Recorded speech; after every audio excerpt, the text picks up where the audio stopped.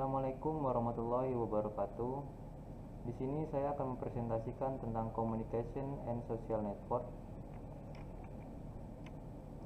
Sebelumnya, perkenalkan, nama saya Eki Perlano, bernim 2231475974. Dosen pembimbing saya adalah Pak Oleh Soleh, Eskom MMSI, dengan mata kuliah Komputer dan Society.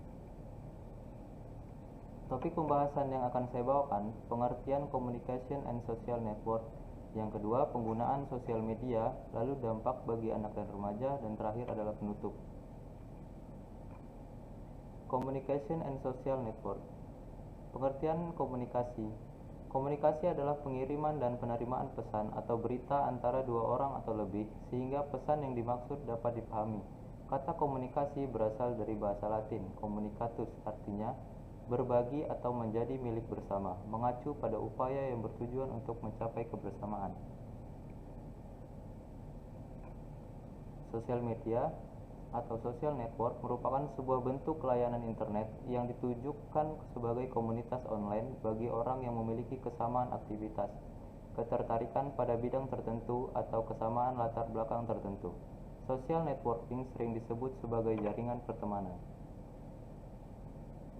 Perbedaan social network and social media.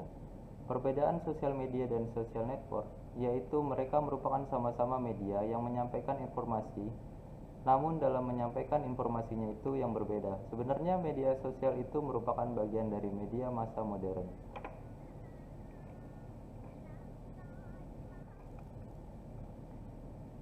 Penggunaan sosial media.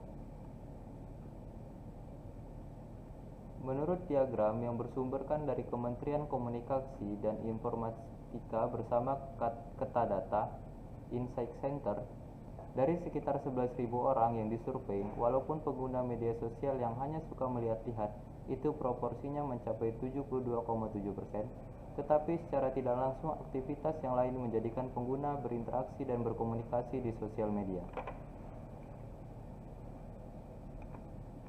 Selanjutnya, dan ini ada diagram lain juga bersumberkan dari We Are Social.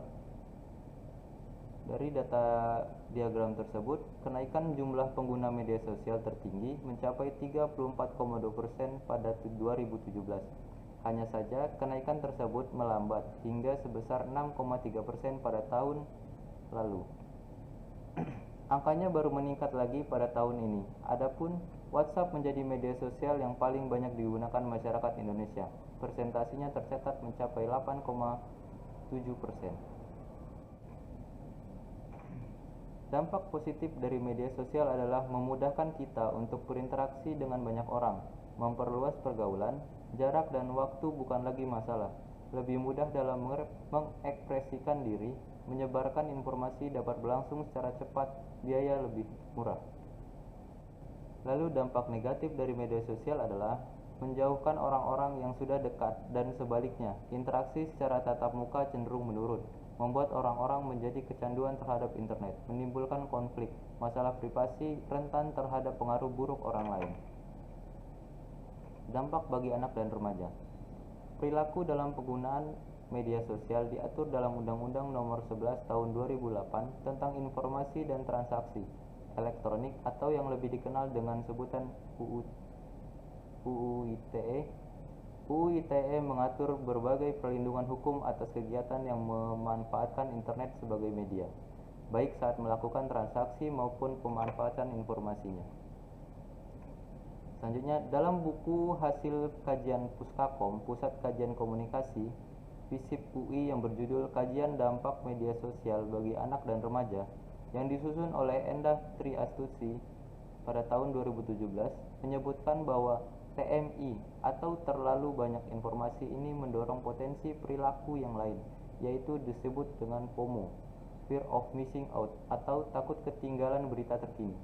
FOMO ini mendorong anak dan remaja untuk mencari dan berbagi informasi dari internet melalui media sosial.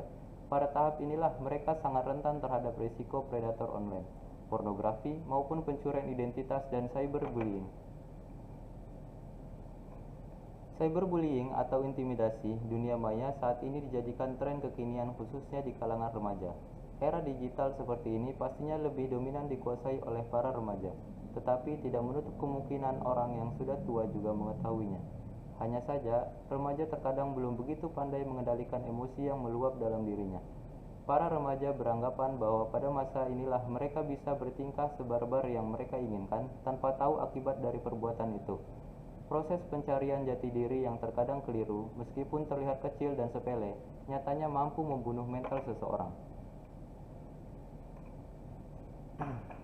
Kesimpulan dari presentasi yang telah saya sampaikan adalah dengan kehadiran dunia virtual membuka kesempatan tiap pihak yang terlibat untuk mengeksistensikan dirinya dalam lebih luas, apalagi bagi mereka yang aktif di sosial media.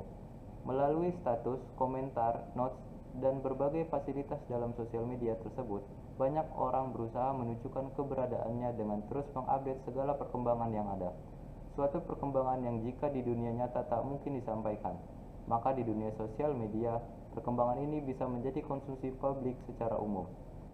Sebab apapun yang diunggah bisa langsung dinikmati dan dilihat khalayak banyak, dengan kenyataan bahwa apa yang bersifat pribadi bisa menjadi konsumsi publik tersebut.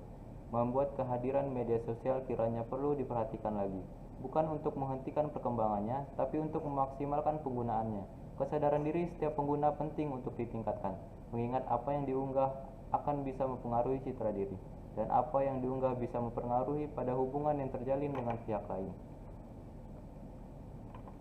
Saran saya, penggunaan sosial media untuk khalayak banyak atau untuk anak muda, menggunakan media sosial sesuai dengan kebutuhan, menjaga sikap dan etika dalam berinteraksi dengan pengguna lain, menyaring informasi yang didapat, menghindari akun-akun provokatif, memaksimalkan manfaat penggunaan sosial media.